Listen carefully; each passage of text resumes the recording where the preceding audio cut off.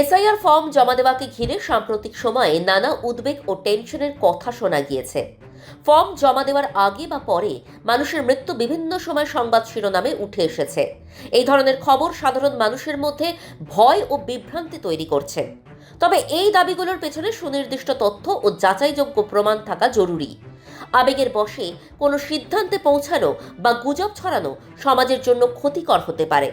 একই সঙ্গে বাস্তবতা হলো দেশের নানা প্রান্তে লক্ষ লক্ষ মানুষ বিভিন্ন সরকারি ভাতা, রেশন বা সামাজিক সুরক্ষা প্রকল্পের সুবিধা পাওয়ার জন্য দীর্ঘ লাইনে দাঁড়িয়ে থাকেন।